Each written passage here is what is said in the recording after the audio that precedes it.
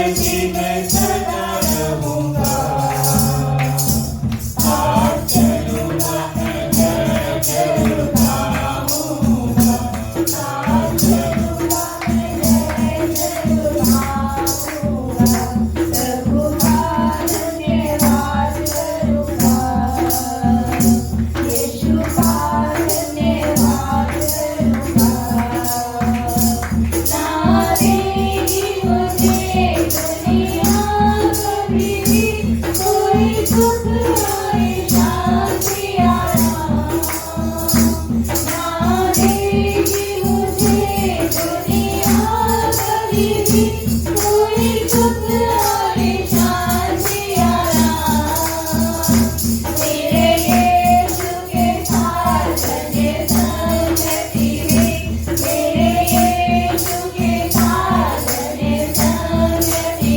में, सदा मिलती खुशी मुझको, रघुनाथ के राज करूंगा, उसकी संगति में सदा रहूंगा, साथ चलूंगा मैं जय जय गाऊंगा, साथ चलूंगा मैं जय जय गाऊंगा, रघुनाथ ने राज करूंगा, यीशु राज ने राज करूंगा, कितना जाए वो कितना धन्य वो, यीशु ही मेरे जीवन का साथी, कितना जाए वो कितना धन्य वो, यीशु ही मेरे जीवन का साथी, मेरी जरूरतों को पूरी करता है वो, मेरी जरूरतों को पूरी करता है वो, कोई कमी नहीं मुझको,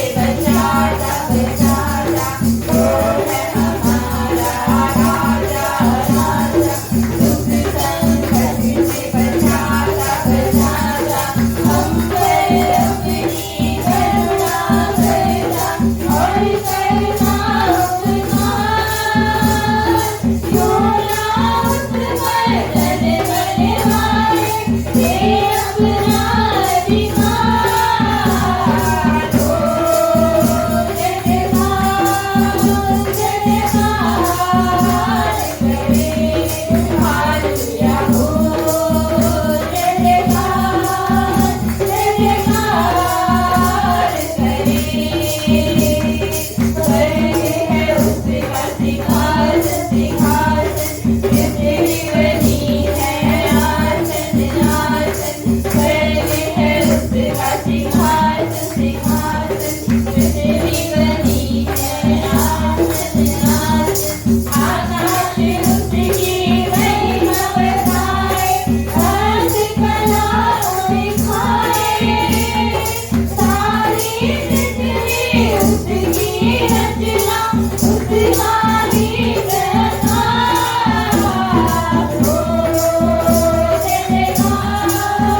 you.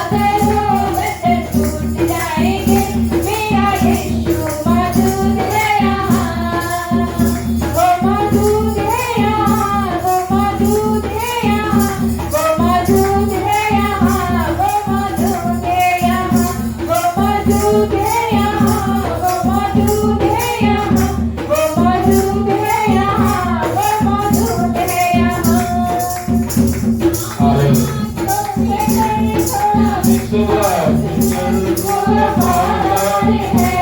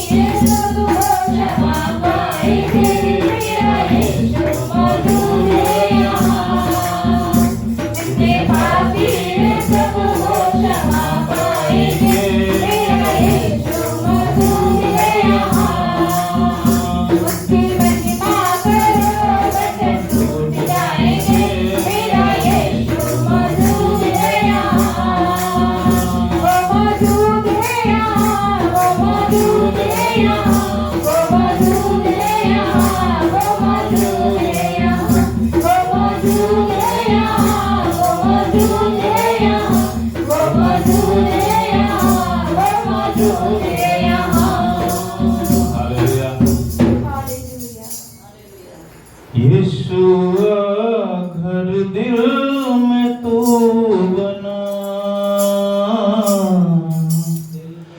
दिल मेरा सोना तेरे बिना। यीशुआ घर दिल में तू बना, दिल मेरा सोना तेरे बिना।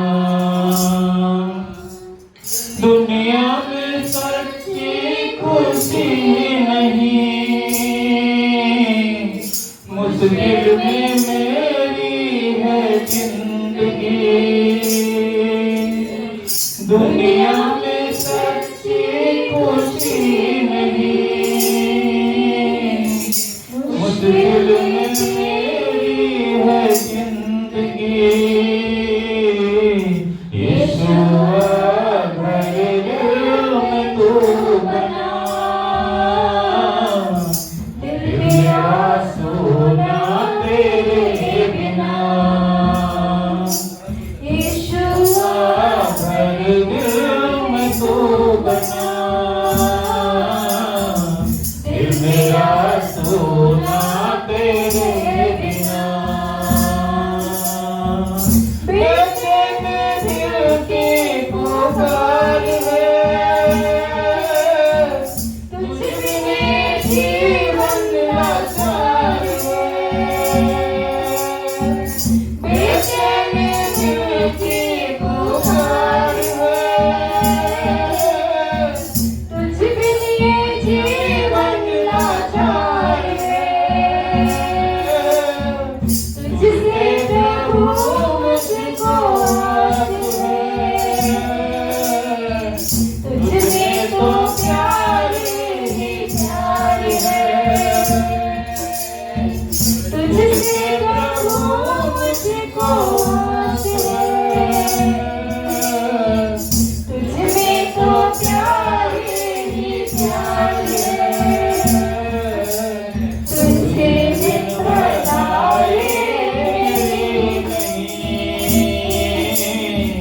प्रभु तेरे जैसा कोई नहीं। तुझसे जिंदगी नहीं, प्रभु तेरे जैसा कोई नहीं। यीशुआ घर दिल में तू बना, दिल मेरा सोना तेरे बिना। यीशुआ घर दिल में तू बना, दिल मेरा सोना तेरे बिना। जीवन की हालत तेरो करूं, तू ही बता यीशु क्या करूं। जीवन की हालत तेरो करूं, तू ही बता यीशु क्या करूं। दुनिया की खुशियाँ गम से भरी, धोखा ही धोखा है हर कहीं। दुनिया की खुशियाँ गम से भरी, धोखा ही धोखा है हर कहीं। धोखे अब मैं न खाऊंगा, दुनिया में दिल ना लगाऊंगा। धोखे अब मैं न खाऊंगा, दुनिया में दिल ना लगाऊंगा। यीशुआ घर दिल में तू बना, दिल मेरा सोना तेरे बिना। यीशुआ घर दिल में तू बना,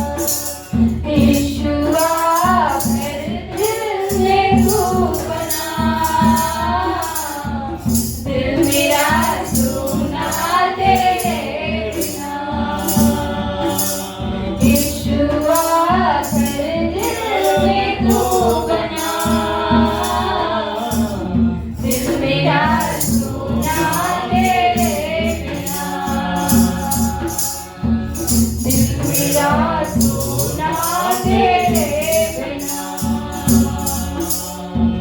दिल मेरा सोना तेरे बिना। धन्यवाद परमेश्वर, धन्यवाद खुदावंद। मैं जिंदा होता ना जो तेरी दया न होती, मैं जिंदा होता ना जो तेरी दया न होती, मैं जिंदा होता ना जो तेरी दया न होती, मेरे सांस में लेता ना, सांस में लेता ना जो तेरी दया होती, मैं जिंदा होता ना जो तेरी दया न होती, मैं जिंदा होता ना जो तेरी दया न होती। जितनी बार गिरा हूँ तूने मुझे उठाया है, जितनी बार गिरा हूँ तूने मुझे उठाया है, दिए आके तसल्ली जब दिल मेरा रोया है, दिए आके तसल्ली जब दिल मेरा रोया है,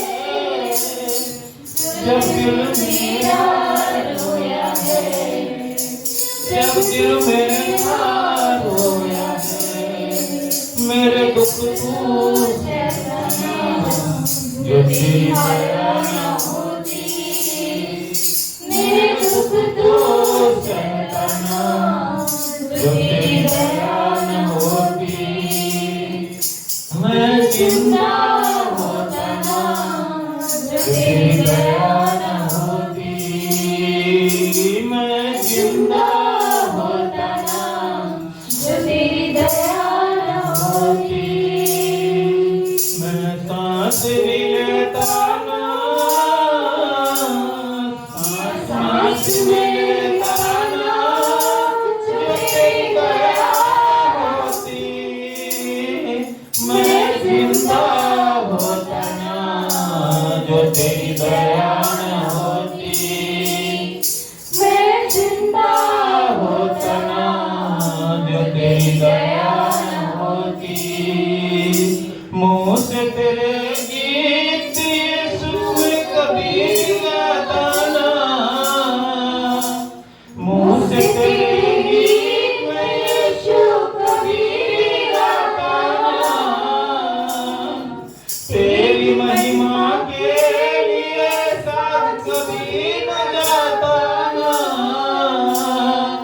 तेरी महिमा के लिए साथ कभी बजाता ना, साथ कभी बजाता ना, तेरे गीत में गाता ना जो तेरी दया न होती, तेरे गीत में गाता ना जो तेरी दया न होती, मैं जिंदा होता ना जो तेरी दया न होती, मैं जिंदा होता ना जो तेरी दया न होती, सांस में लेता ना,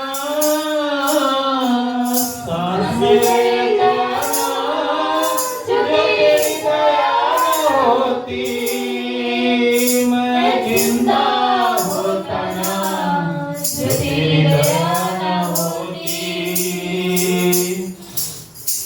लाखों ऐसे पाप जिनको रोज में करता था, लाखों ऐसे पाप जिनको रोज में करता था, तेरे पावन आँखों में मैं आंसू भरता था, तेरे पावन आँखों में मैं आंसू भरता था,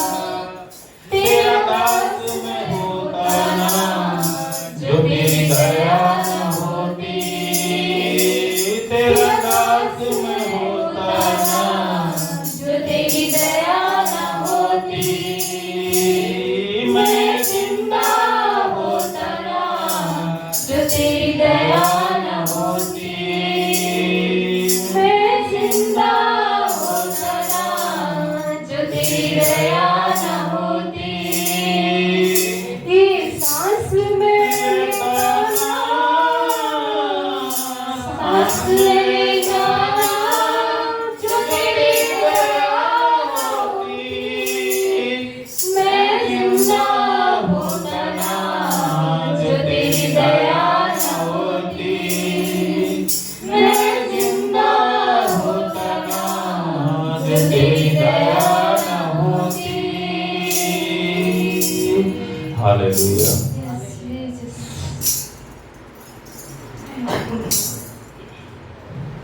एक और भजन गाएंगे, तन में कुव्वत नहीं। हम सब जानते हैं अच्छी तरह से कि हम कहाँ पर खड़े हैं। वो परमेश्वर ही है जो हमें खड़ा करता है। तो हमारा बल, हमारा कुव्वत, हमारी शक्ति, हमारा पावर वही है, वही यीशु मसीह है। हालेलुया। तन में कुव्वत नहीं, मन भी मैला सा है,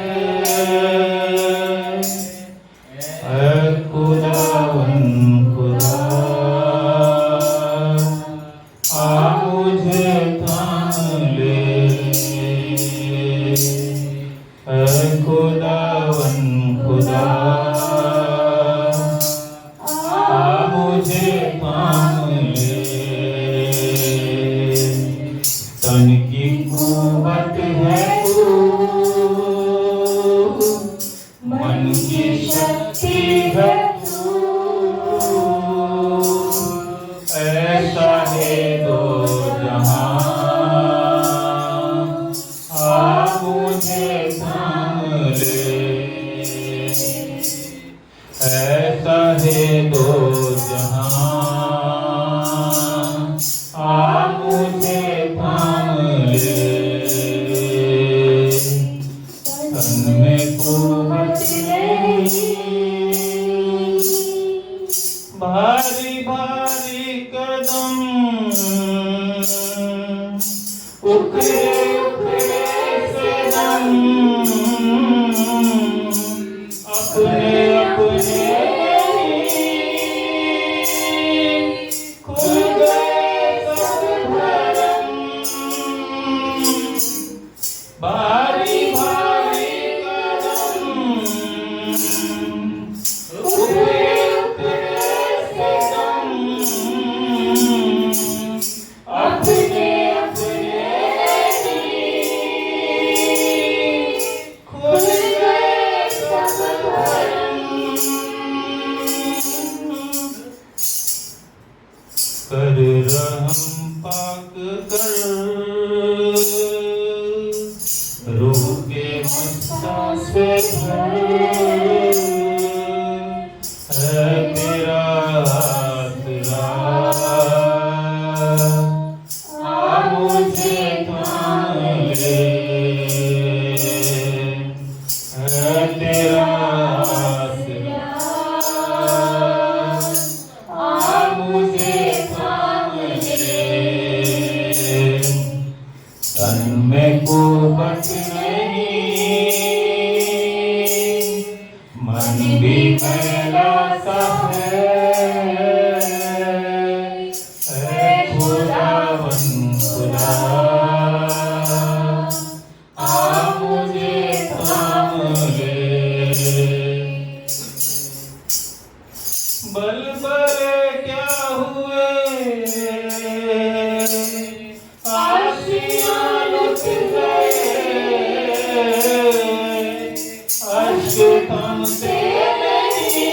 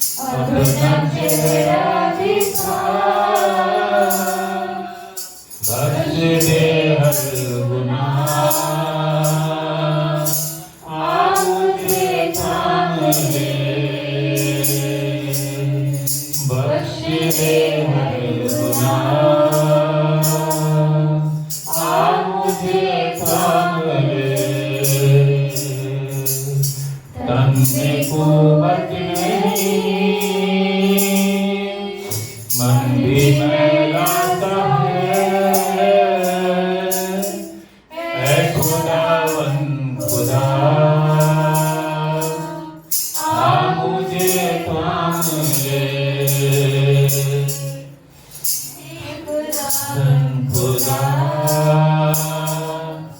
आ मुझे थाम ले, जोड़े बाजू है तो ही संगीत है, जिस्म जाने का तू मेरा गीत है, जोड़े बाजू है तू ही संगीत है, जिस्म जाके शिफा तू मेरा गीत है, तूने सुन ली दुआ, शुक्रिया शुक्रिया, हाँ तू ही है खुदा, आ मुझे थाम ले, हाँ तू ही है खुदा, आ मुझे थाम ले, तन में कुवत नहीं, मन भी मैला सा है, ऐ खुदावन खुदा, आ मुझे थाम ले, तन की शक्ति है तू। हालेलुया, धन्यवाद प्रभु जी। एक और गाना हम गाएंगे, जाने क्या जमाना। जमाने को पता है क्या? नहीं पता। कितना मोहब्बत हम करते हैं यीशु मसीह से, और यीशु मसीह कितना मोहब्बत करता है हमसे। हालेलुया। हालेलुया। ये मौका है हमें अपने प्रेम को दिखाने का। पूरे रूह और सच्चाई से हम गाएंगे भजन। हालेलुया। जाने क्या जमाना कितना है सुहाना, ओ जाने क्या जमाना कितना है सुहाना, तेरा प्यार मेरे लिए, तेरा प्यार मेरे लिए, ऐ खुदा के बेदखल,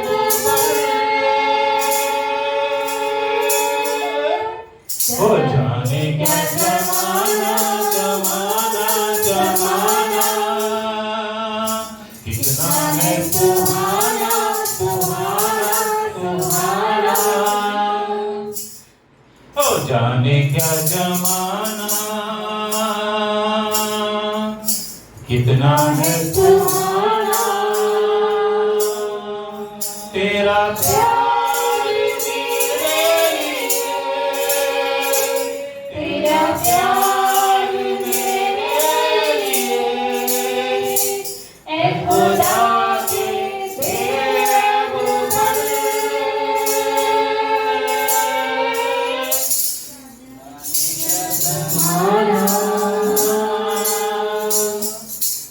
इधर उधर मत देखिए, परमेश्वर की ओर देखिए। हम किसी इंसान के लिए नहीं गा रहे हैं, हम परमेश्वर के लिए गा रहे हैं, क्योंकि वही सच्चा प्रेम करता है। बाकी सब प्रेम समय के साथ गर्म भी होता है, ठंडा भी होता है, खत्म भी हो जाता है, लेकिन उसका प्रेम कभी खत्म नहीं होता। हालेलुया। हालेलुया। कांटों का ताज मेरा सर पे तेरे हाथी का, कांटों का ताज मेरा सर पे तेरे हाथी का, किलों का बकरा मेरा हाथों पे तेरे झुका, किलों का बकरा मेरा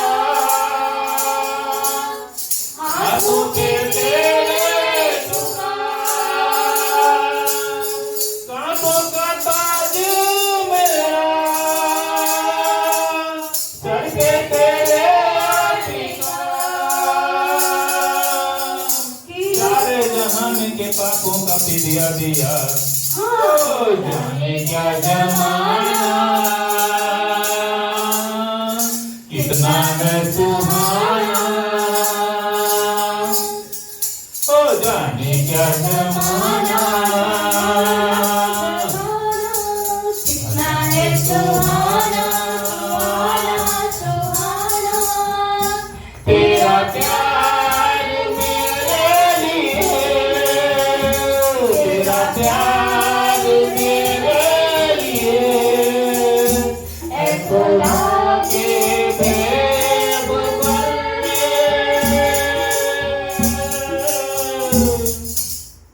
हाँ तू मेरे सब दिए, धरती के दुख सहलिए, आंसू मेरे सब दिए, धरती के दुख सहलिए। बंदा ये तेरा यीशु, जिएगा तेरे लिए। तू मेरे सब दिए, धरती के दुख सहलिए। बंदा ये तेरा यीशु, जिएगा तेरे लिए। बंदा ये तेरा यीशु, जिएगा तेरे लिए।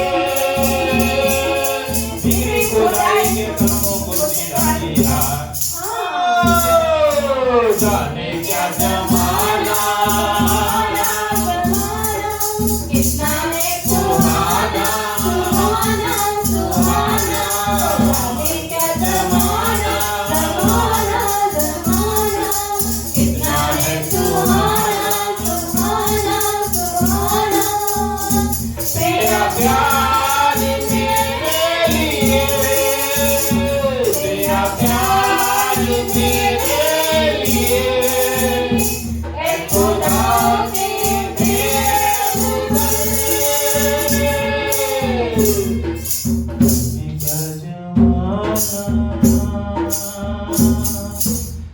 करनी मोहब्बत सिखा, मानिंद अपनी बना। करनी मोहब्बत सिखा, मानिंद अपनी बना। दूर रहूं पाप से, रूहानी गुरबत सिखा। दूर रहूं पाप से, रूहानी गुरबत सिखा। करनी मोहब्बत सिखा, मानिंद अपनी बना। दूर रहूं पाप से, रूहानी गुरबत सिखा। नाम मसीहा का मैंने सहारा लिया। जाने क्या ज़माना, ज़माना। कितना है सुहाना, सुहाना, सुहाना। तेरा प्यार मेरे लिए, तेरा प्यार मेरे लिए। ऐ खुदा के बेब क्या ज़माना, ज़माना, जाने क्या जमाना कितना है सुहाना। Thank you, तेरा Lord. प्यार मेरे लिए,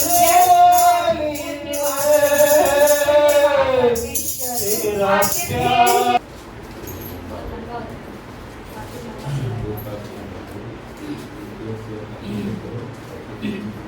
सबको जय मसीह।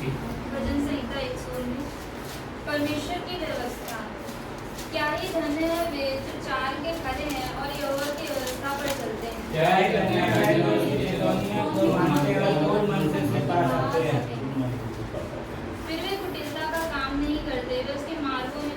तूने अपने उपदेश इसलिए दिए कि वे यीशु से मान जाए। भला होता कि तेरी विधियों को मानने के लिए मेरी चाल चलन दृढ़ हो जाए। तब मैं तेरी शराबी को ठीक लगाए और मेरी आशा नहीं जाएगी। जब मैं तेरे धर्म में नियमों को सीखूंगा तब तेरा धन्यवाद सीधे मन से करूंगा। मैं तेरी विधियों को मानूंगा और मुझे अपनी नीति की आशा है। परमेश्वर की व्यवस्था को मानना। जवान अपनी चाल को किस उपाय से शुद्ध रखे, तेरे वचन के अनुसार सावधान रहने से। मैं बेईमानी से तेरी खोज में लगा हूँ, मुझे तेरी आत्मा की बात से भटकने न दे। मैंने तेरे वचन को अपने हृदय में रख छोड़ा है कि तेरे विरुद्ध पाप न करूं। हे यहोवा को डरते हैं, अपनी विधियाँ सिखा। तेरे सब कहे हुए नियमों का वर्णन मैंने अपने मुंह से किया है। मैं तेरी चितौनियों के मार्ग से मानवता को सारे धन से हर्षित हुआ हूँ। मैं तेरे उपदेशों पर ध्यान करूंगा और तेरे मार्गों की ओर दृष्टि रखूंगा। मैं तेरी विधियों से सुख पाऊंगा, तेरे वचन को न भूलूंगा। परमेश्वर की व्यवस्था में आना। अपने दास का उपकार कर कि मैं जीवित रहूं और तेरे वचन पर चलता रहूं। मेरी आंखें खोल दे कि मैं तेरी व्यवस्था की बातें देख सकूं। मैं तो पृथ्वी पर परदेशी हूँ, अपनी आज्ञाओं को मुझसे छिपाए न रख। मेरा मन अपनी नीतियों की आशा के कारण अच्छा रहता है। तूने अभिमानियों को जो शापित हैं भुड़का है, वे तेरी आज्ञाओं से भटके हुए हैं। मेरी नामधराई और अपमान को करके मैं तेरी चितौनियों को पकड़े हूँ। हाकिम भी बैठे हुए आपस में मेरे विरुद्ध बातें करते थे, परंतु तेरा दास तेरी विधियों पर ध्यान करता रहा। तेरी चितौनियां मेरे सपनों और मेरे मंत्री हैं। परमेश्वर की व्यवस्था को मानने का संकल्प। मैं धूल में पड़ा हूँ, तू अपने वचन के अनुसार मुझको जिला। मैं अपनी चाल चलन को तुझसे वचन किया हूँ, तू मेरा धन्यवाद सीखा।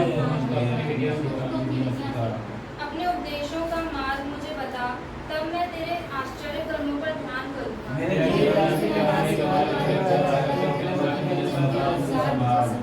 मुझको झूठ के मार्ग से दूर कर और करुणा करके अपनी व्यवस्था मुझे दे। मैं अच्छाई का मार्ग चलने आए हैं, ये वक्त में चित लगाए रहता हूँ।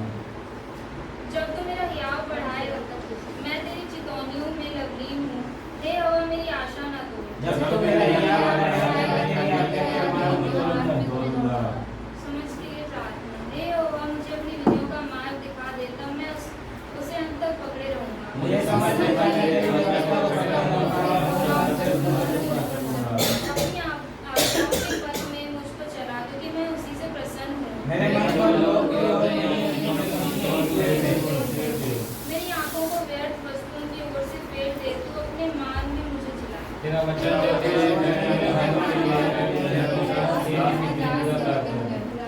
जिस नामधराई से मैं डरता हूँ उसे दूर कर, क्योंकि तेरे नियम उत्तम हैं। परमेश्वर की व्यवस्था पर भरोसा। हे यहोवा तेरी करुणा और तेरा किया हुआ उद्धार तेरे वचन के अनुसार मुझको भी मिले।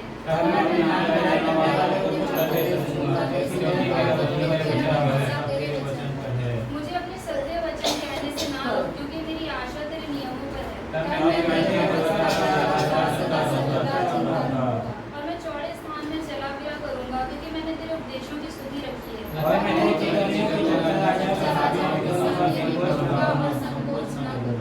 क्योंकि मैं तेरी आज्ञाओं के कारण सुखी हूँ और मैं उनसे प्रीति रखता हूँ।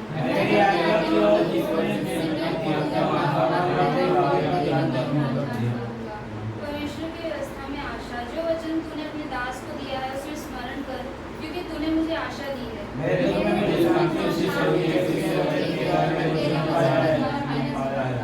अभिमानियों ने मुझे अत्यंत ठट्ठे में उड़ाया है, तो भी मैं तेरी व्यवस्था से नहीं हटा।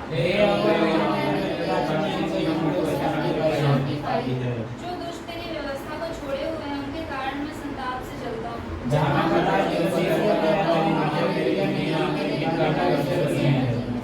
हे यहोवा मैंने रात को तेरा नाम स्मरण किया और तेरी व्यवस्था पर चला।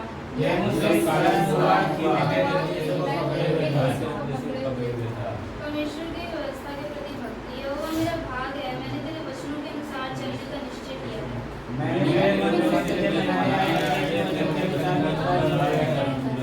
मैंने अपनी चाल चलन को सोचा और तेरी चितौनियों का मार्ग लिया। मैं दुष्टों की रस्सियों से बंध गया हूँ, तो भी मैं तेरी व्यवस्था को नहीं भूला। जितने तेरा भय मानते और तेरे उपदेशों पर चलते हैं, उनका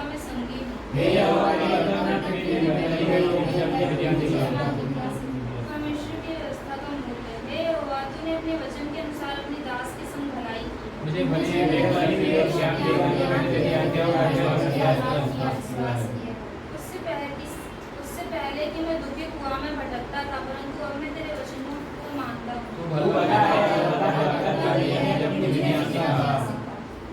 अभिमानियों ने तो मेरे विरुद्ध झूठ बात गढ़ी है, परंतु मैं तेरे उपदेशों को पूरे मन से पकड़े रहूंगा। मुझे जो दुख हुआ है वह मेरे लिए भला ही हुआ है, जिससे मैं तेरी विधियों को सीख सकूं। परमेश्वर की व्यवस्था का न्याय। तेरे हाथ से मैं बनाया और रचा गया हूँ, मुझे समझ दे कि मैं तेरी आज्ञाओं को सीखूं।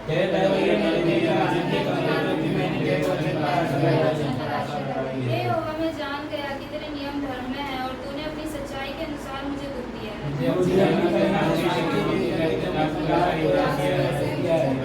तेरी दया मुझ पर हो, तब मैं जीवित रहूंगा, क्योंकि मैं तेरी व्यवस्था से सुखी हूँ।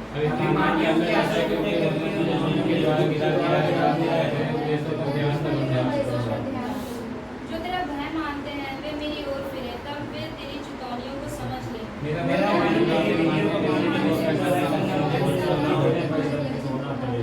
छुटकारे के लिए प्रार्थना। मेरा प्राण तेरे उद्धार के लिए बेचैन है, परंतु मुझे तेरे वचन पर आशा रहती है।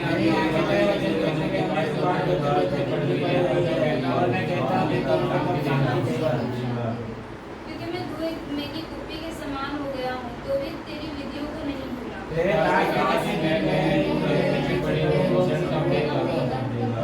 अभिमानी जो तेरी व्यवस्था के अनुसार नहीं चलते, उन्होंने मेरे लिए गड्ढे खोदे हैं।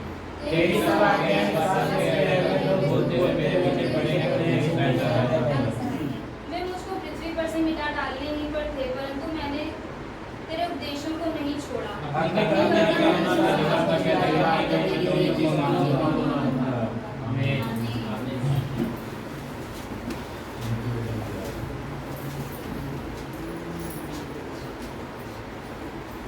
नीति वचन ज्ञान। छल के तराजू से यहोवा को घृणा आती है, परंतु वह पूरे बटखरे से प्रसन्न होता है। जब अभिमान होता तब अपमान भी होता है, परंतु नम्र लोगों में बुद्धि होती है। सीधे लोग अपनी भलाई से अगुवाई पाते हैं, परंतु विश्वासघाती अपने कपट से नष्ट होते हैं। कोप के दिन धन से तो कुछ लाभ नहीं होता, परंतु धन मृत्यु से भी बचाता है। खरे मनुष्य का मार्ग धन के कारण सीधा होता है, परंतु दुष्ट अपनी दुष्टता के कारण गिर जाता है। सीधे लोगों का बचाव उनके धर्म के कारण होता है, परंतु विश्वासघाती लोग अपनी ही दुष्टता में फंसते हैं। जब दुष्ट मरता तब उसकी आशा टूट जाती है और अधर्मी की आशा व्यर्थ होती है। धर्मी विपत्ति से छूट जाता है, परंतु दुष्ट उसी विपत्ति में पड़ जाता है। भक्तिहीन जन अपने पड़ोसी को अपने मुंह की बात से बिगाड़ता है, परंतु धर्मी लोग ज्ञान के द्वारा बचते हैं। जब धर्मियों का कल्याण होता है तब नगर के लोग प्रसन्न होते हैं, परंतु जब दुष्ट नष्ट होते तब जय जयकार होता है। सीधे लोगों के आशीर्वाद से नगर की बढ़ती होती है, परंतु दुष्टों के मुंह की बात से वह ढाया जाता है। जो अपनी पड़ोसी को तुच्छ जानता है वह निर्बुद्धि है, परंतु समझदार पुरुष चुपचाप रहता है। जो लुतराई करता फिरता वह भेद प्रकट करता है, परंतु विश्वासयोग्य मनुष्य बात को छिपा रखता है। जहाँ बुद्धि की युक्ति नहीं, वहाँ प्रजा विपत्ति में पड़ती है, परंतु सम्मति देने वालों की बहुतायत के कारण बचाव होता है। जो परदेशी का उत्तरदायी होता है वह बड़ा दुख उठाता है, परंतु जो जमानत लेने से घृणा करता है वह निडर रहता है। अनुग्रह करने वाले स्त्री प्रतिष्ठा नहीं खोती है और उग्र लोग धन को नहीं खोते। कृपालु मनुष्य अपना ही भला करता है, परंतु जो क्रूर है वह अपनी ही देह को दुख देता है। दुष्ट मिथ्या कमाई कमाता है, परंतु जो धन का बीज बोता उसको निश्चय फल मिलता है। जो धर्म में दृढ़ रहता है वह जीवन पाता है, परंतु जो बुराई का पीछा करता है वह मृत्यु का कौर हो जाता है। जो मन के टेढ़े हैं उनसे यहोवा को घृणा आती है, परंतु वह खरी चाल वालों से प्रसन्न रहता है। मैं दृढ़ता के साथ कहता हूँ, बुरा मनुष्य निर्दोष न ठहरेगा, परंतु धर्मी का वंश बचाया जाएगा। जो सुंदर स्त्री विवेक नहीं रखती वह थुथुन में सोने की नथ पहने हुए सूअर के समान है। धर्मियों की लालसा तो केवल भलाई की होती है, परंतु दुष्टों की आशा का फल क्रोध ही होता है। ऐसे हैं जो छितरा देते हैं तो भी उनकी बढ़ती ही होती है, और ऐसे भी हैं जो यथार्थ से कम देते हैं और इससे उनकी घटती ही होती है। उदार प्राणी हृष्टपुष्ट हो जाता है और जो दूसरों की खेती सींचता है उसकी भी सींची जाएगी। जो अपना अनाज रख छोड़ता है उसको लोग शाप देते हैं, परंतु जो उसे बेच देता है उसको आशीर्वाद दिया जाता है। जो यत्न से भलाई करता है वह दूसरों की प्रसन्नता खोजता है, परंतु जो दूसरों की बुराई का खोजी होता है उस पर बुराई आ पड़ती है। जो अपने धन पर भरोसा रखता है वह गिर जाता है, परंतु धर्मी लोग नए पत्ते के समान लहलाते हैं। जो अपने घराने को दुख देता उसका भाग वायु ही होगा और मूढ़ बुद्धिमान का दास हो जाता है। धर्मी का प्रतिफल जीवन का वृक्ष होता है। तब यहोवा का यह वचन मेरे पास पहुंचा, गर्भ में रचने से पहले ही मैंने तुझ पर चित्त लगाया और उत्पन्न होने से पहले ही मैंने तेरा अभिषेक किया। मैंने तुझे जातियों का भविष्यवक्ता ठहराया। तब मैंने कहा, हाय प्रभु यहोवा, देख मैं तो बोलना भी नहीं जानता क्योंकि मैं लड़का ही हूँ। परंतु यहोवा ने मुझसे कहा, मत कह कि मैं लड़का हूँ, क्योंकि जिस किसी के पास मैं तुझे भेजूं वहाँ तू जाएगा और जो कुछ मैं तुझे आज्ञा दूं वही तू कहेगा। तू उनके मुख को देखकर मत डर, क्योंकि तुझे छुड़ाने के लिए मैं तेरे साथ हूँ। यहोवा की यही वाणी है। तब यहोवा ने हाथ बढ़ाकर मेरे मुंह को छुआ और यहोवा ने मुझसे कहा, देख मैंने अपने वचन तेरे मुंह में डाल दिए हैं। सुन, मैंने आज के दिन तुझे जातियों और राज्यों पर अधिकारी ठहराया है, उन्हें गिराने और ढहा देने के लिए, नष्ट करने और काट डालने के लिए, या उन्हें बनाने और रोकने के लिए। आमीन। आमीन। परमेश्वर का धन्यवाद करते हैं इस वचन के लिए।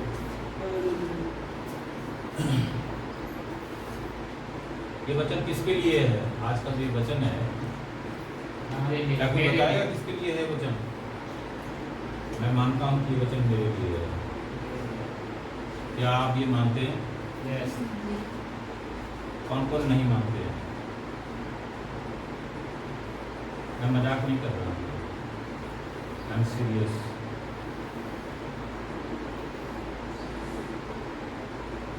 हम परमेश्वर के पास किस लिए आते हैं?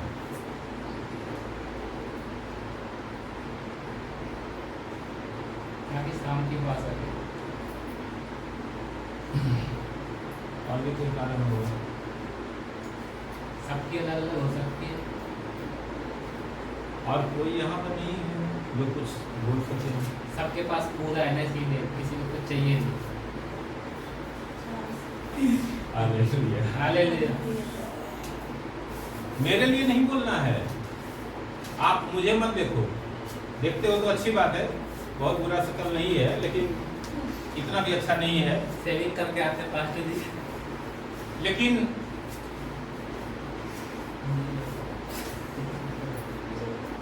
परमेश्वर ने मुझे इसीलिए यहाँ पर खड़ा किया है कि मैं उसकी ओर से बोल सकूं। हालेलुया। हालेलुया। तो मैं अपनी किसी बात को कहने में इंटरेस्टेड नहीं हूँ यहाँ पर। मैं उसकी बात कह रहा हूँ कि वो हमें क्या कह रहे हैं प्रभु आज के दिन। वो क्या कह रहे हैं हमसे, क्या बात करना चाहते हैं, क्या बताना चाहते हैं, क्या रेवलेशन है आज का। हालेलुया। हालेलुया। ये वचन किस विषय में है? बुलाहट की। अभी थोड़ी देर पहले हम नाम ले रहे थे ना कि इस पवित्र शास्त्र के अंदर 3 सबसे बड़े लंबे सेवा काल वाले भविष्यवक्ता हैं। यहेजकेल, यिर्मयाह, यशायाह। उसी में से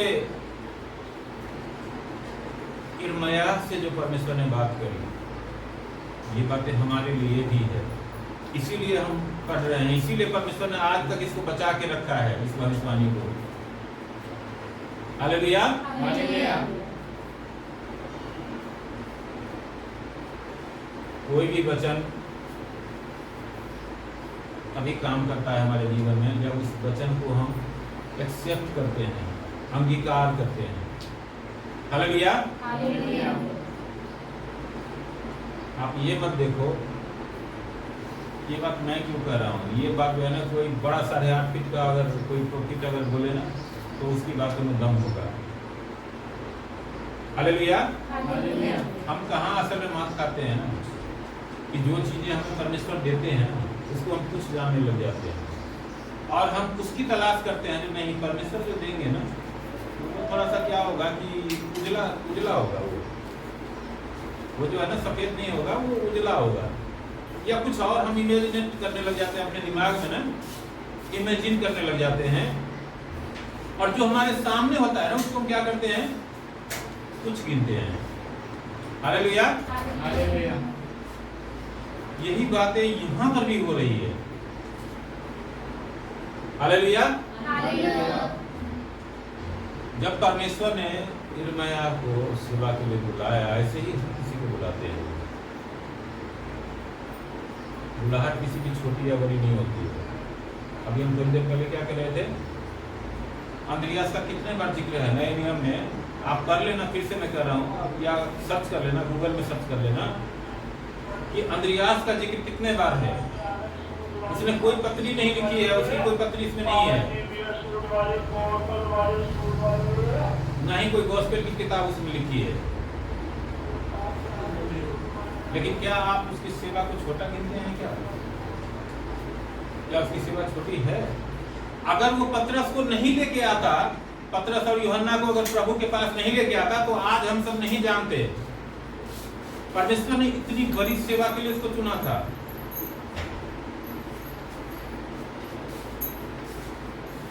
आप ये मत देखना कि फल्ला के पीछे जो है ना हजारों लोग हैं, लाखों लोग हैं ना, तो वो बहुत बड़ा प्रॉफिट है। प्रभु का वचन ये भी कहता है कि जिसको बहुत दिया गया है ना उससे हिसाब भी बहुत लिया जाएगा, जिसको कम दिया है ना उससे हिसाब भी कम ही लिया जाएगा। जिसकी छोटी दुकान है ना, आप देखो जल्दी से निपटा के आ जाता है, उसको ये भी डर नहीं रहता है कि चोरी हो जाएगा, क्या हो जाएगा। अरे भैया बीड़ी का ही तो बंडल है, एम्प्रो बिस्कुट है, उसमें से क्या चोरी होगा। लेकिन अगर कोई बड़ा दुकान है जिसमें सोने चांदी भरे हुए हैं, उसको कितनी चिंता होती, कितने सिक्योरिटी गार्ड रखता है वो, कितने अलग अलग तरह के जो है लॉक लगा के रखता है वो, क्योंकि मालूम है जो उसका एक लॉक टूटा ना, तो जितना वो 1 लाख दुकान जितने में खुलेंगे ना उतना वो लेके चला जाएगा। हालेलुया। तो हमारा काम ये सब चीज नहीं देखना है, हमें जो मिला है ना उसको थामे रखना है और उसको महत्व देना है, उसको महत्वहीन नहीं समझना है। हालेलुया। क्योंकि परमेश्वर के नजर में ना हर एक आत्मा, हर एक इंसान उतना ही महत्व रखता है। हालेलुया। परमेश्वर भी भीड़ को नहीं चाहते हैं। आपको क्या लगता है, परमेश्वर भीड़ को चाहते होंगे क्या? अगर परमेश्वर भीड़ को चाहते तो क्यों उन्होंने रोटी खिला के सबको वापस किया? हालेलुया। इस विषय पर फिर कभी हम जाएंगे, लेकिन जो आज का विषय है उस पर हम जाते हैं। यहाँ पर क्या कर रहा है कि तब यहोवा का यह वचन मेरे पास पहुंचा। किसके पास पहुंचा? मेरे पास। उस समय यिर्मयाह के पास पहुंचा था, आज हमारे पास पहुंचा है। आमीन। इसका वचन पहुंच रहा है उस परमेश्वर का, उस परमेश्वर का कॉल, उस परमेश्वर का मैसेज, उस परमेश्वर का व्हाट्सएप, जो भी आप समझते हो, वो हमारे पास आज पहुंच गया है। क्या कह रहा है मैसेज में कि गर्भ में रचने से पहले ही मैंने तुझ पर चित्त लगाया और उत्पन्न होने से पहले ही मैंने तेरा अभिषेक किया, मैंने तुझे जातियों का भविष्यवक्ता ठहराया। हालेलुया। हालेलुया। कितना सामर्थ्य है इस वचन में, परमेश्वर का कितना बड़ा प्रकाशन है इसके अंदर। क्या कर रहा है कि गर्भ में रचने से पहले ही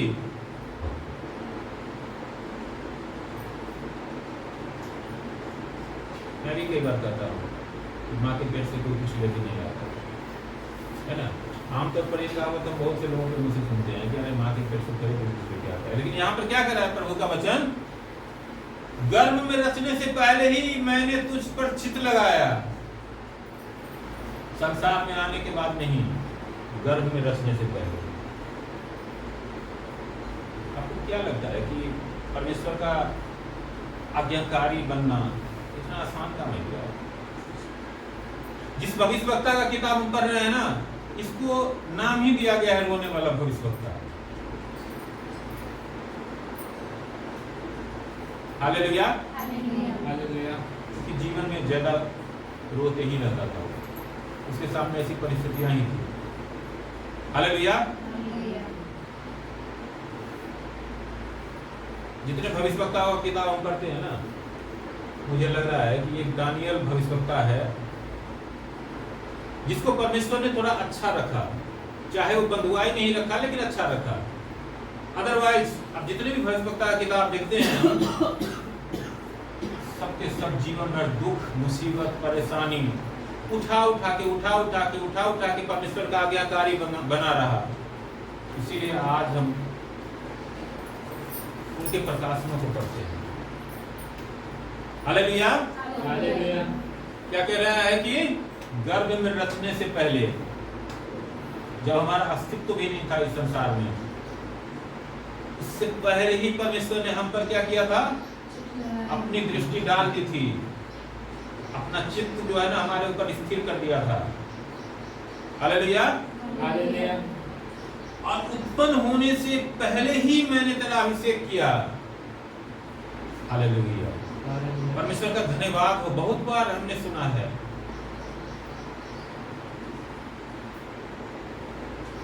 कोई कहता है कि ऑडिशन, कोई कहता है ऑर्डिनेशन, कोई कुछ कहता है, कोई कुछ कहता है। यहाँ पर क्या लिखा है? उत्पन्न होने से पहले ही मैंने तेरा अभिषेक किया। हालेलुया। यूहन्ना बपतिस्मा दाता ने कितने लोगों को बपतिस्मा दिया है ना? उसका अभिषेक किसने किया था? उसको किसने ऑर्डिनेट किया था? पवित्र आत्मा।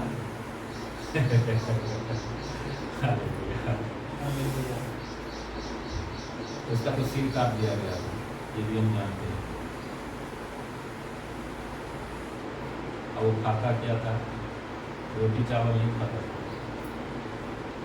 मतलब केवल प्राण को बचाने के लिए वो खाता था, कोई सुख सुविधा में नहीं खाता।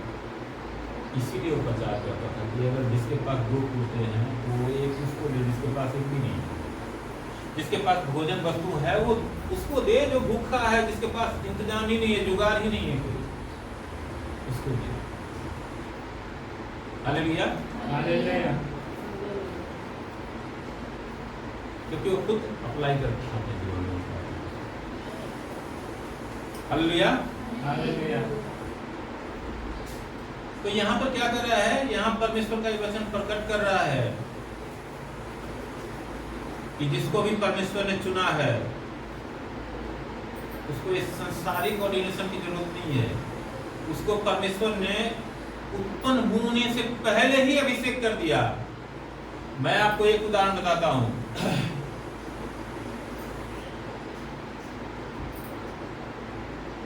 जब यूहन्ना बपतिस्मा दाता अपने मां के पेट में होता है, जब 5 महीने का होता है,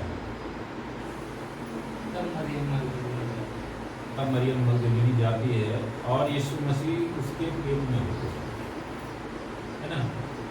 और जैसे ही मरियम मगदलीनी आवाज देती है इली सिवा, वैसे ही बच्चा पेट में उछल पड़ता है और वो पवित्र आत्मा से भर जाता है। आमीन। क्या उससे भरा कोई अभिषेक हुआ? क्या संसार का कोई भी पास्टर या कोई भी रेवरन या कोई भी बिशप या आर्च बिशप या कोई भी हो, कोई भी पदवीधारी हो, चाहे वो भी क्यों ना आ जाए, क्या इससे बड़ा अभिषेक कोई दे सकता है क्या?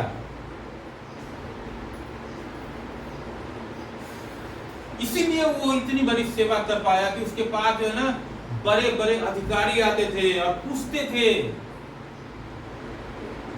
कि उद्धार पाने के लिए मैं क्या करूं? हालेलुया।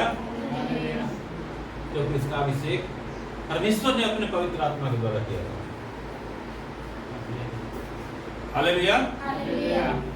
और वो कब किया था? उत्पन्न होने से पहले। आज भी आपको एक बात मैं बताता हूं, मुझे कि इसको मैं थोड़ा सा रिलेट कर रहा हूं साइंस से, कि जब कोई बच्चा अपने माता के गर्भ में जब 5 महीने का हो जाता है तो उसका हार्ट जो है ना फंक्शन करने लग जाता है, और जब 7 महीना का हो जाता है ना तो रेस्पिरेटरी सिस्टम यानी कि श्वसन तंत्र जो है ना वो एक्टिव हो जाता है। इसीलिए हम सुनते हैं कि 7 महीने से पहले अगर कोई बच्चा पैदा हुआ तो उसके जीने की संभावना नहीं होती है, क्योंकि श्वसन तंत्र उसमें तैयार नहीं होता है। और 5 महीने से पहले तो बिल्कुल ही नहीं जी सकता, क्योंकि उसके पास हार्ट ही नहीं होता है। हार्ट को तैयार होने में 5 महीने लगते हैं। तो आप देखो वहां पर क्या हो रहा है, साइंस के द्वारा भी परमेश्वर का वो जो वचन है प्रूव हो रहा है। हालेलुया। और क्या कर रहा है कि मैंने तुझे जातियों का भविष्यवक्ता ठहराया। क्या ठहराया है? जातियों का भविष्यवक्ता। हालेलुया। हालेलुया। एक बात हमें ये भी ध्यान रखना चाहिए,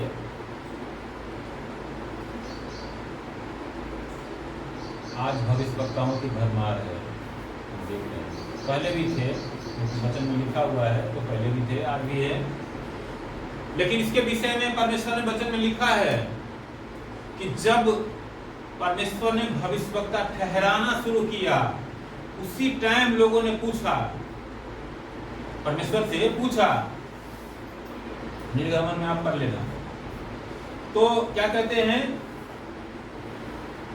ये भी तो संभावना है ना, मान लो किसी मनुष्य के भीतर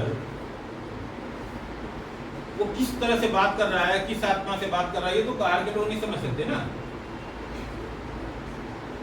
तो परमेश्वर की ओर से बोल रहा है या किसी और की ओर से बोल रहा है, ये कैसे समझेंगे?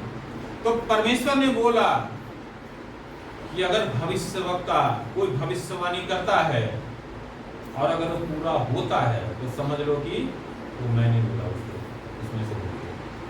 और अगर वो भविष्यवाणी पूरी नहीं होती है तो समझ लो कि मैंने नहीं बोला, वो भविष्यवक्ता अवश्य है कि मार डाला जाए। और चलो खैर, आज तो किसी का पावर नहीं है जो किसी को मार डाले, लेकिन ये परमेश्वर का वचन बताता है। इतना तो हम समझ सकते हैं कि अगर किसी की भविष्यवाणी पूरी नहीं हुई तो परमेश्वर की ओर से उसने भविष्यवाणी नहीं करी। हालेलुया। तो ये हमारे पास जो है पहचान है, जिसको परमेश्वर ने भविष्यवक्ता ठहराया है तो परमेश्वर की ओर से बात करेगा। तब मैंने कहा, हाय प्रभु यहोवा, देख मैं तो बोलना भी नहीं जानता क्योंकि मैं लड़का ही हूं। हालेलुया। यहाँ जो परमेश्वर से एनकाउंटर हो रहा है,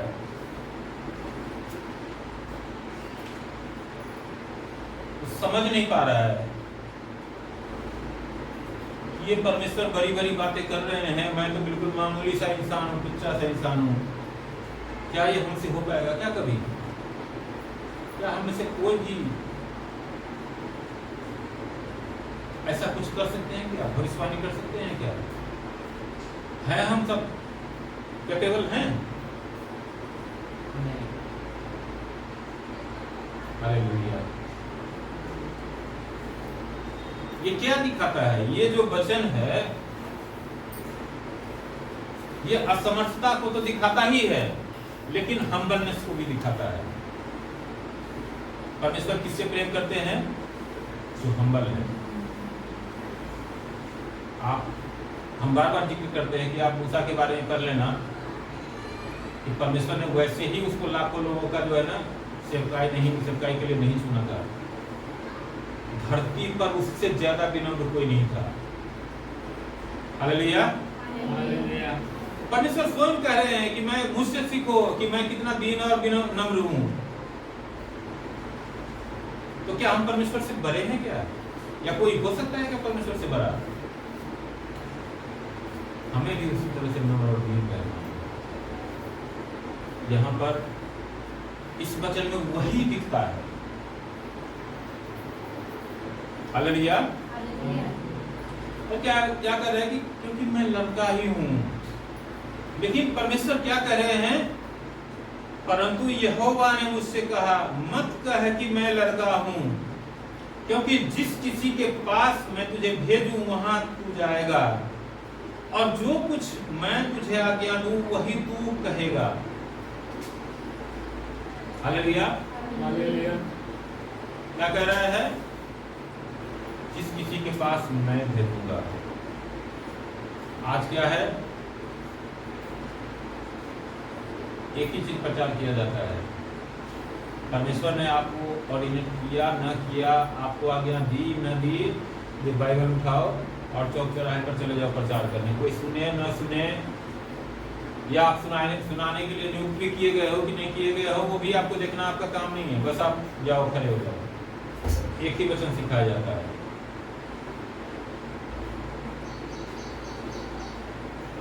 यहाँ पर कौन बात कर रहा है? कोई पास्टर बात कर रहा है क्या यिर्मयाह से? या उसके माता पिता बात कर रहे हैं? या उसके भाई बंधु बात कर रहे हैं? जिसने चुना है, जो कह रहा है कि गर्भ में रचने से पहले ही मैंने तुझ पर चित्त लगाया था, वो ये बात कह रहा है। अच्छा, मैं एक बात पूछता हूं। ठीक है, हम सब अच्छी तरह से जानते हैं, हम सब पढ़े लिखे लोग हैं कि माँ बाप के द्वारा ही बच्चे उत्पन्न होते हैं। ठीक है, क्या माँ बाप बनाता है क्या बच्चों को? माँ के पेट में क्या माँ बाप बनाता है बच्चों को? कभी देखा है बनाते हुए?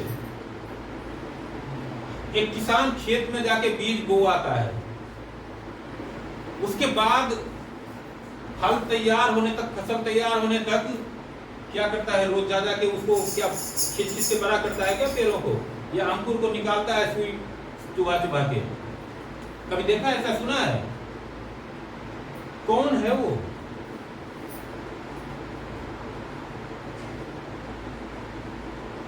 हमें लगता है कि हम ही किसान हैं, हम ही सब कुछ हैं। लेकिन आप देखो कि वहां पर एक चीज ये भी देखने वाली बात है, तैयार फसल पे ओले गिरते हैं और नष्ट हो जाता है। तब हमारी किसानी कहाँ चली जाती है? हम कुछ नहीं है, हम सिर्फ एक निमित्त है, निमित्त। हालेलुया। रिमोट भी उसी के हाथ में है और वो फिंगर भी उसी के है। हालेलुया। मुझे आशा है कि हम समझ रहे होंगे कि परमेश्वर हमसे क्या कह रहे हैं, क्या बात करना चाहते हैं, क्या बात कर रहे हैं। परमेश्वर यदि हमें चुना हुआ है तो उचित समय आने पर वो हमें उठाकर खड़ा भी करेगा, लेकिन हमें उसकी आवाज को सुनना भी होगा। यहाँ पर यिर्मयाह सुन रहा है उसकी आवाज को। अगर हम उसकी आवाज को नहीं सुनेंगे, अगर संसार के शोर में हम खो जाएंगे, तो परमेश्वर की आवाज को हम कभी नहीं सुन पाएंगे। जब सुन नहीं पाएंगे तो समझ नहीं पाएंगे, और जब समझ नहीं पाएंगे तो हम उस पर अमल नहीं कर पाएंगे। इसलिए सबसे ज्यादा जरूरी है सुनना।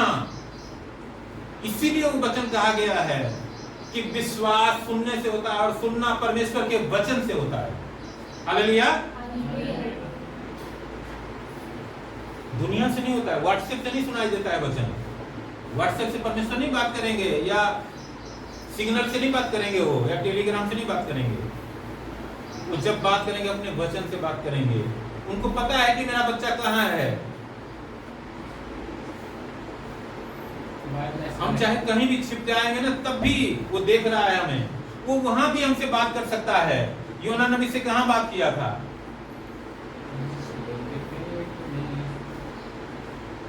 हालेलुया। ये बात हम हमेशा ध्यान रखें कि जब हम परमेश्वर की सुनने के लिए कानों को लगाएंगे तभी सुनेंगे। पहला नंबर, कान परमेश्वर ने हमें दे दिए, उस कान को हमें क्या करना है? फोकस करना है, कंसंट्रेट करना है, परमेश्वर की तरफ कंसंट्रेट करना है,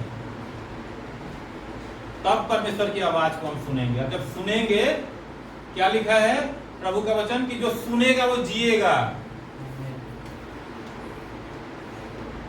जब हम परमेश्वर के आवाज को सुनेंगे, परमेश्वर के वचन को सुनेंगे, तब हम में वो जीवन आएगा, हम में वो जीवन संचालित होगा जो परमेश्वर हमें देता है, जिसका अंत नहीं है, वो जीवन। यहां पर यिर्मयाह सुनने के लिए कान लगा रखा है।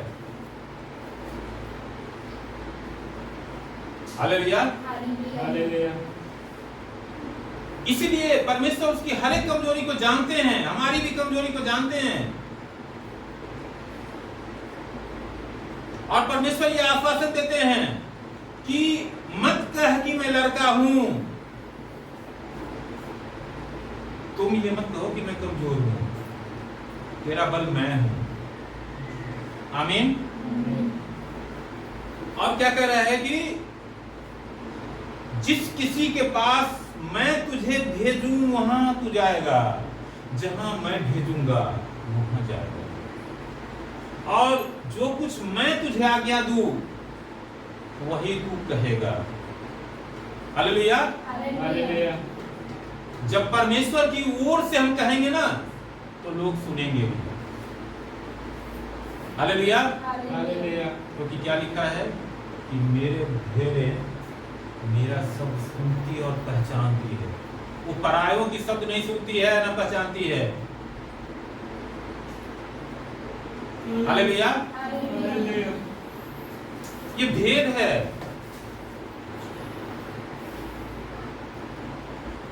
मैं कह रहा हूं, आप देखो भेड़ के चरवाहों को देखो,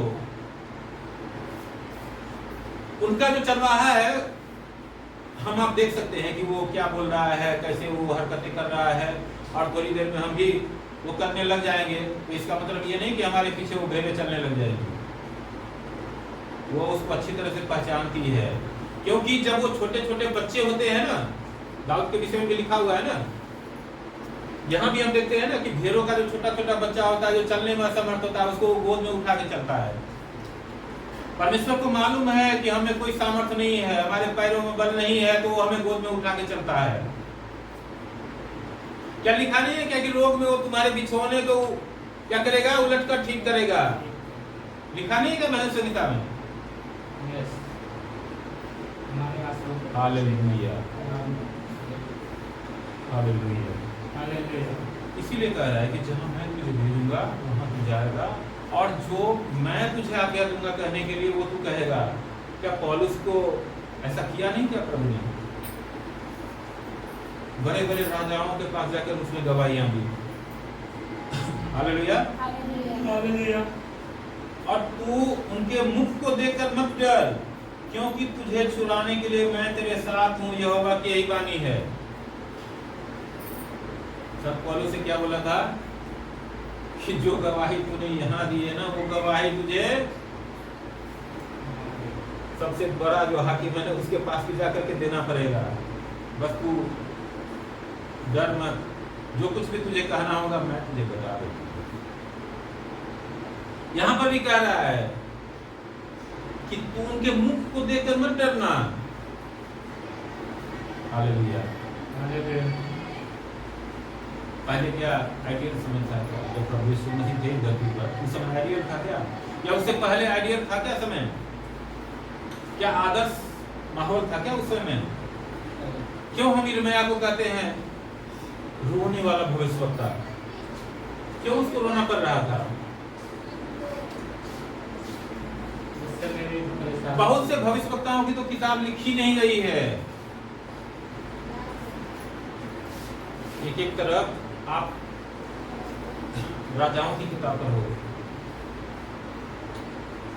एक एक तरफ 400 भविष्यवक्ता होते हैं, वो भी परमेश्वर के नाम के ही भविष्यवक्ता हैं, लेकिन उनको दुष्ट आत्मा भरमा देती है क्योंकि वो लालच में पड़े हैं। और एक सिंगल भविष्यवक्ता एक तरफ होता है, जो परमेश्वर के डर में रह के बात करता है, जो परमेश्वर कहता है वो बात करता है। और क्या होता है परिणाम कि यहूदा और इस्राएल के दोनों राजा लड़ने के लिए जाते हैं और उसको बोलते हैं कि इसको ना ले जा राजकुमारों के हाथ में सौंप दे कि ताकि इसको तार ना दे, जब तक हम आएंगे तब फिर इसको तगड़ा कर देंगे। लेकिन वो परमेश्वर की तरफ से बात कर रहा था, इसलिए बोला कि अगर तू वापस आ गया ना तो समझ लेना कि मैंने परमेश्वर की ओर से नहीं बोला है। क्या आया था क्या वापस? उसकी लाश आई थी वापस। हालेलुया। और उन दोनों राजा में से जिसने उसका आदर किया था ना, वो राजा वापस भी आया था। हालेलुया। तो ये चीज हमेशा हमें ध्यान में रखना चाहिए कि जो परमेश्वर की ओर से है वो होके रहे। और क्या कह रहा है कि तुझे छुड़ाने के लिए मैं तेरे साथ हूं।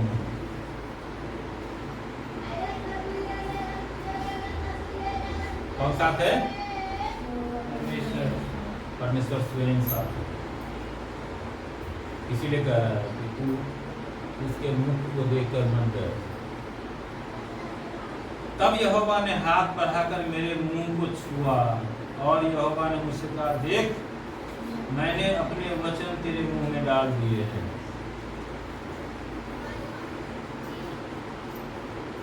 ये जो है ना, ये दोबारा से उसको पक्का किया जा रहा है। जो प्रभु ने बोला कि मैंने क्या किया है, उत्पन्न होने से पहले तेरा अभिषेक किया है। क्योंकि हम जानते हैं कि बाइबल में एक बात है कि अगर कोई भी बात दो बार रिपीट होती है तो इसका मतलब जो है वो परमेश्वर की ओर से जारी हो चुका है। इसीलिए यहाँ पर ये दोबारा हो रहा है कि यहोवा ने हाथ बढ़ाकर मेरे मुंह को छुआ और यहोवा ने मुझसे कहा, देख मैंने अपने वचन तेरे मुंह में डाल दिए हैं। हालेलुया। सुन, मैंने आज के दिन तुझे जातियों और राज्यों पर अधिकारी ठहराया है। किस पर अधिकारी ठहराया है?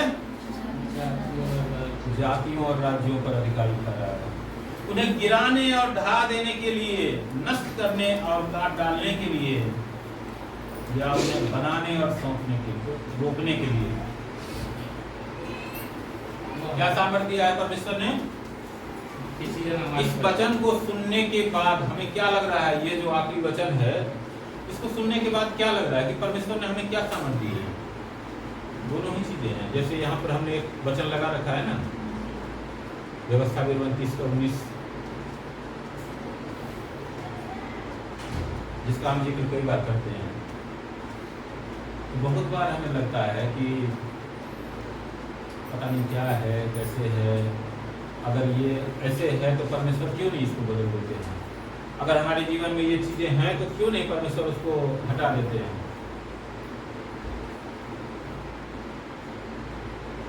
प्रभु ने क्या बोला है कि जो भी प्रार्थना में मुझसे कहेगा वो मैं तेरे लिए करूंगा। परमेश्वर एक आजादी देते हैं, क्योंकि ये भी वचन हमने हर बार सुनते हैं कि क्या कहता है कि तुम स्वतंत्र होने के लिए बुलाए गए हो। यहाँ भी परमेश्वर हमें आजादी देते हैं कि हम दोनों में से चुन सके। इसीलिए परमेश्वर दोनों देते हैं, इसीलिए रोशनी भी रखे गए, इसीलिए अंधकार भी रखे गए कि हम दोनों में से चुन सके। परमेश्वर हमें आजादी देते हैं। परमेश्वर चाहते हैं कि हम उजियाले को चुने, लेकिन वो हमें मजबूर नहीं करते हैं कि हम उजियाले को ही चुने। हम अंधकार को भी चुन सकते हैं, लेकिन अंधकार को चुनेंगे तो उसका परिणाम क्या होगा वो हमें पता होना चाहिए। और उजियाले को चुनेंगे तो क्या अंजाम होगा वो भी हमें पता होना चाहिए। एक तरफ क्या है? अनंत जीवन की आशीष है, एक तरफ जीवन है और एक तरफ मृत्यु है। यानी कि हमारे जीवन के हर एक बातों पर मृत्यु प्रभुता करता है। और एक तरफ अनंत जीवन का मतलब ये मत समझिए, केवल उसको सीमित मत करिए कि हम जो है ना मर जाएंगे और हमारा जो ये शरीर है, जो ये नाशवान शरीर है, वो क्या करेगा? अविनाशी को पहन लेगा। मत, इतना ही मत समझिए। अगर हमने अनंत जीवन पाया है, अगर हमने उजियाला पाया है, ज्योति पाया है, तो उसकी प्रभुता हमारे जीवन पर और हमारे जीवन से जुड़ी हुई हर एक बातों पर हमेशा रहता है, इस जीवन में भी और इस जीवन के बाद भी। हालेलुया। इसीलिए यहां पर कह रहा है कि वो सारे अधिकार भविष्यवक्ताओं के हाथ में दे दिया है परमेश्वर ने। जो परमेश्वर के इच्छा के अनुसार चलते हैं, जो परमेश्वर के अभिषेक के अनुसार चलते हैं, उसके हाथ में गिराने और ढा देने के लिए, नष्ट करने और काट डालने के लिए, या उन्हें बचाने और रोकने के लिए, मतलब संसार के, आप ये मत समझना कि इसका मतलब ये है कि कोई फिजिकल घर है जिसको हम गिरा देंगे या कोई घर हम बना देंगे, ऐसा नहीं है। ये आत्मिक बातें हैं, ये सामर्थ्य भी आत्मिक है। लेकिन हाँ, एक बात है कि जब हमारे अंदर से जब बल आता है तो बाहर की दुनिया भी बदलती है। रोशनी अंदर से ही आएगी लेकिन उसका उजियाला बाहर फैलेगा, खुशबू अंदर से ही आएगी लेकिन बाहर लोगों को पता चलेगा। हालेलुया। तो ये निर्माण भी जो है, ये कंस्ट्रक्शन भी जो है, ये आत्मिक दुनिया का है। आत्मिक दुनिया अगर सही दिशा में कंस्ट्रक्ट होगी तो जो बाहरी दुनिया है ना, हमारा जो सराउंडिंग है ना, उसमें भी अपने आप ही सही चीजें कंस्ट्रक्ट होगी। और अगर जो चीजें हैं जो अनवांटेड है, जो प्रभु ने बोला है कि हर एक वो पौधा जो मेरे पिता ने नहीं लगाया है वो उखाड़ा जाएगा और आग में झोंका जाएगा, वो सारी चीजें ढाई जाएगी। जो भी खंडहर हमारे भीतर पड़े हुए, वो सारे खंडहर हमारी आत्मिक दुनिया के ढाए जाएंगे प्रभु यीशु मसीह के नाम में। क्या आप इसको ग्रहण करते हैं? परमेश्वर को खंडहर नहीं चाहिए। परमेश्वर नहीं चाहते कि हमारे आत्मिक दुनिया में खंडहर हो, कांटेदार पेड़े हो, गुटकटारे हो, उबड़ खाबड़ सड़कें हो, खाइयां हो, पहाड़ हो।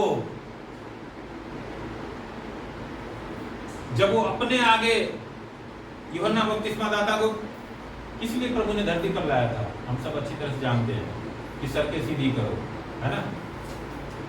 जो पहाड़ और पहाड़ियां हैं वो क्या किया जाए, ढा दिया जाए और खाइयों को बांट दिया जाए। परमेश्वर के लिए क्या करो, मार्ग तैयार करो, मार्ग सीधा करो। क्योंकि परमेश्वर जो है वो राजा धीराज है, महाराजा धीराज है, वो राजाओं का राजा और प्रभुओं का प्रभु है। उसकी महिमा हम कल्पना भी नहीं कर सकते हैं कि कितनी बड़ी है। वो जो है ना उबर खाबर में नहीं चलेंगे। वो कह रहे हैं ना, वादा कर रहे हैं ना कि हमारे साथ चलेंगे, तो क्या वो उबर खाबर में थोड़े चलेंगे? वो खंडहर में नहीं रहेंगे। वो हर एक चीजें जो उल्टी पुल्टी है, जो उठकटा, जो एक ऑर्डर में नहीं है, एक सही ऑर्डर में नहीं है, उन हर एक चीजों को परमेश्वर चाहता है कि वो हमारे जीवन से उखाड़ के फेंके जाए और हमारा जीवन एक सही ऑर्डर में हो। तब परमेश्वर हमारे साथ चलेंगे। और ये अधिकार हमें दिए परमेश्वर ने कि हम क्या करेंगे, हम क्या रोपेंगे और क्या उखाड़ेंगे, वो हमारे हाथ में वो पावर दे दिया है परमेश्वर। हालेलुया।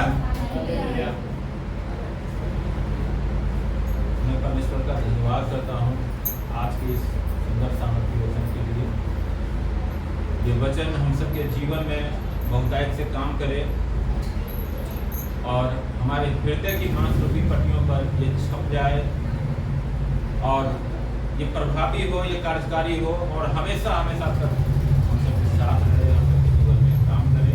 प्रभु यीशु मसीह के नाम में आमीन।